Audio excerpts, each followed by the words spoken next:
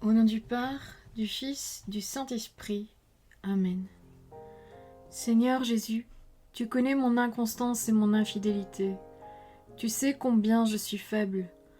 Alors je demande en ton nom que notre Père céleste envoie son Esprit pour que quotidiennement je puisse entreprendre la lecture du catéchisme de l'Église catholique et que mon cœur s'ouvre à la tradition enseignée par ton Église, ma mère. Que je puisse ajuster toutes mes actions et mes œuvres à son enseignement. Mon Jésus, avec confiance j'abandonne la constance et la fidélité de toute la démarche entre tes mains. Que Saint Michel Archange et mon ange gardien protègent et défendent chaque moment quotidien consacré à cette lecture. Maintenant, avec toi et par ta voix, disons: Notre Père, qui es aux cieux, que ton nom soit sanctifié, que ton règne vienne, que ta volonté soit faite sur la terre comme au ciel. Donne-nous aujourd'hui notre pain de ce jour. Pardonne-nous nos offenses comme nous pardonnons aussi à ceux qui nous ont offensés. Et ne nous laisse pas entrer en tentation, mais délivre-nous du mal. Amen. Ensemble, mon Jésus d'amour, saluons notre sainte maman, la Vierge Marie. Entre ses mains, je remets mon cœur, mon âme, ma volonté et ma vie, afin que par ses soins règne en moi la volonté du Père, et qu'en ses mains mes œuvres soient gardées, transformées, en parfaite offrande rayonnante de la lumière de Dieu, pour sa gloire, le salut des âmes et la consolation des âmes du purgatoire. Je te salue Marie, comblée de grâce. Le Seigneur est avec toi, tu es bénie entre toutes les femmes, et Jésus, ton enfant, est béni. Sainte Marie, Mère de Dieu, prie pour nous, pauvres pécheurs, maintenant et à l'heure de notre mort. Amen. Je te salue Marie, comblée de grâce, le Seigneur est avec toi. Tu es bénie entre toutes les femmes, et Jésus, le fruit de tes entrailles, est béni. Sainte Marie, Mère de Dieu, prie pour nous, pauvres pécheurs, maintenant et à l'heure de notre mort. Amen. Je te salue Marie, comblée de grâce, le Seigneur est avec toi, tu es bénie entre toutes les femmes, et Jésus, le fruit de tes entrailles, est béni. Sainte Marie, Mère de Dieu, prie pour nous pauvres pécheurs, maintenant et à l'heure de notre mort. Amen. Ô Saint-Esprit, par l'intercession du cœur immaculé de la Sainte Vierge Marie, et par le cœur chaste de Saint Joseph, donne-moi un cœur doux, humble, pur, miséricordieux et charitable. Rends-moi docile à tes célestes inspirations, et prompte à y répondre. Que mon cœur enflammé de ton amour soit en toutes ses œuvres dans la volonté du Père, œuvrant ainsi sous ton joug léger et joyeux. Père céleste, je fais ces demandes par les mérites, les œuvres et les souffrances de Jésus-Christ, ton Fils bien-aimé. En mon nom, au nom des âmes de ma famille, au nom des âmes de mes proches, au nom des âmes qui se sont recommandées à mes prières, au nom des âmes constituant ta Sainte Église, le pape, les cardinaux, les évêques, les prêtres, les religieux et religieuses, les laïcs, au nom des âmes qui ne te connaissent pas, des âmes des païens, des âmes des hérétiques, des âmes des apostats et des âmes froides, en tout temps, dans les siècles des siècles. Amen.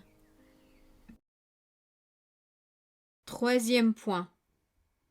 L'Esprit Saint et l'Église dans la liturgie. Numéro 1091. Dans la liturgie, l'Esprit Saint est le pédagogue de la foi du peuple de Dieu, l'artisan des chefs-d'œuvre de Dieu, que sont les sacrements de la Nouvelle Alliance. Le désir et l'œuvre de l'Esprit au cœur de l'Église est que nous vivions de la vie du Christ ressuscité.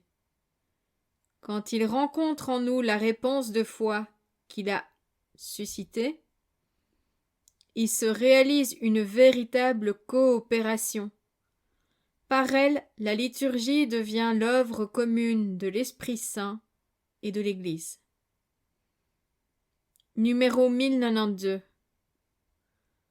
Dans cette dispensation sacramentelle du mystère du Christ, l'Esprit Saint agit de la même manière que dans les autres temps de l'économie du salut. Il prépare l'Église à rencontrer son Seigneur. Il rappelle et manifeste le Christ à la foi de l'Assemblée. Il rend présent et actualise le mystère du Christ par sa puissance transformante. Enfin, l'esprit de communion unit l'Église à la vie et à la mission du Christ. L'Esprit Saint prépare à accueillir le Christ. Numéro 1093. L'Esprit Saint accomplit dans l'économie sacramentelle les figures de l'ancienne alliance. Puisque l'Église du Christ était admirablement préparée dans l'histoire du peuple d'Israël et dans l'ancienne alliance, la liturgie de l'Église garde comme une partie intégrante et irremplaçable, en les feux anciens, des éléments du culte de l'ancienne alliance, principalement la lecture de l'Ancien Testament, la prière des psaumes, et surtout la mémoire des événements sauveurs et des réalités significatives qui ont trouvé leur accomplissement dans le mystère du Christ, la promesse et l'alliance, l'Exode et la Pâque, le royaume et le temple, l'exil et le retour. Numéro 1094. C'est sur cette harmonie des deux testaments que s'articule la catéchèse pascale du Seigneur, puis celle des apôtres et des pères de l'Église. Cette catéchèse dévoile ce qui demeurait caché sous la lettre de l'Ancien Testament, le mystère du Christ. Elle est appelée typologique parce qu'elle révèle la nouveauté du Christ à partir des figures, types, qu'il annonçait dans les faits, les paroles et les symboles de la première alliance. Par cette relecture dans l'esprit de vérité à partir du Christ, les figures sont dévoilées. Ainsi, le déluge et l'arche de Noé préfiguraient le salut par le baptême. La nuée et la traversée de la mer Rouge également. Et l'eau du rocher était la figure des dons spirituels du Christ. La manne des heures préfigurait l'Eucharistie, le vrai pain du ciel. Voir l'Évangile selon saint Jean, chapitre 6, verset 32. Numéro 1095.